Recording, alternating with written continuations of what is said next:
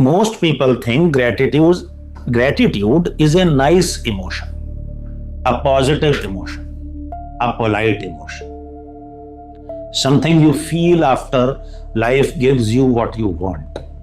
But what if gratitude is far more powerful than that?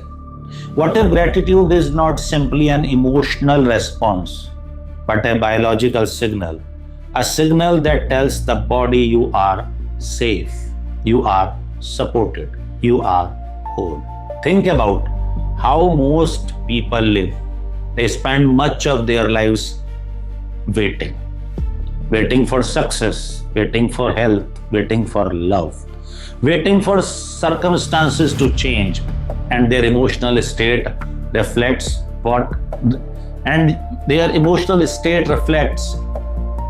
that waiting. I will feel grateful when I will feel happy, when I will feel peaceful, when. In other words, their emotions are dependent on the future, dependent on conditions, dependent on outcomes.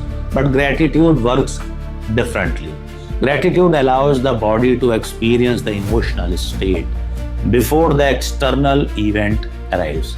And that changes everything, because the body does not always know the difference between an actual experience and an emotionally embraced experience. The body responds to what it feels, not merely to what it thinks. Now imagine two people. The first person spends the day in frustration, complaining, worrying, resisting reality. The second person spends a few minutes intentionally cultivating gratitude, appreciating life, appreciating health, appreciating possibility, appreciating existence itself. Same word, different emotional chemistry, different biology, different nervous system. Now let us understand why. Every emotion creates a chemical signature. Stress creates one chemistry, fear creates another, anger creates another, gratitude creates a different one entirely.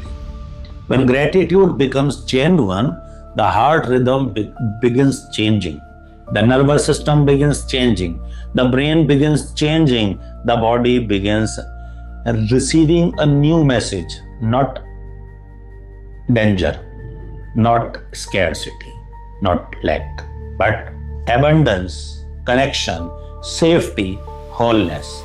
Now this is important because the body is constantly adapting to the emotional environment it lives in. Most people focus on their physical environment. Very few people focus on their emotional environment. Yet the body is listening to both every day, every moment.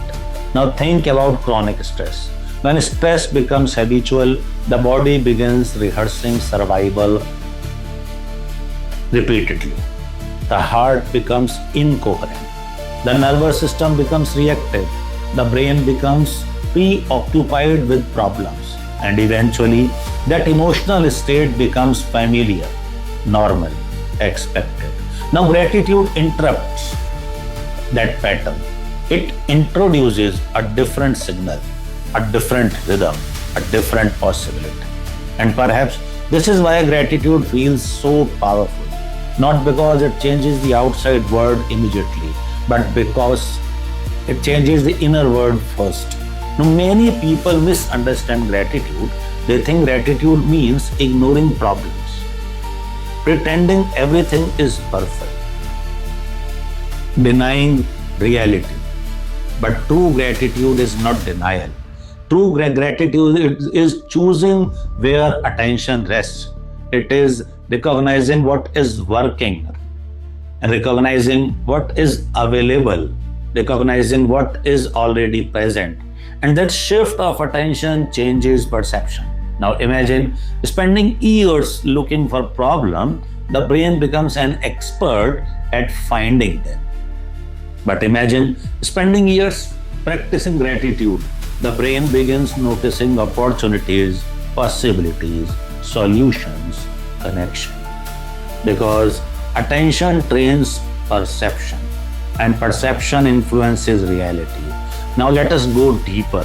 Why does gratitude affect healing? Because gratitude creates a state of coherence, and coherence creates efficiency.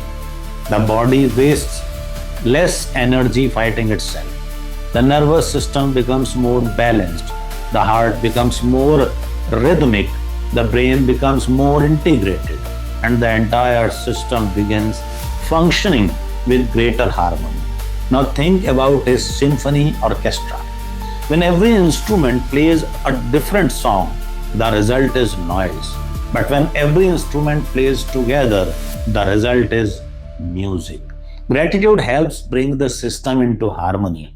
Now perhaps one of the greatest misunderstandings in human transformation is this. People wait to feel gratitude after life changes. But what if gratitude helps create the conditions for change itself? What if the gratitude is not the reward but part of the process, not the destination but the bridge? Now imagine waking up tomorrow, nothing outside has changed yet. The same home, the same job, the same circumstances, but internally you generate genuine gratitude for breath, for life, for possibility, for growth, for the chance to begin again. The chemistry changes, the signal changes, the state changes, and over time, those repeated states begin changing the person. Because what you repeatedly feel, your body repeatedly learns. And what your body repeatedly learns eventually becomes who you are. Perhaps gratitude is more than an emotion. Perhaps gratitude is a biological instruction, a signal to the nervous system, a message to the body, a doorway into coherence. And maybe the reason gratitude changes biology is because it changes the emotional environment in which biology operates.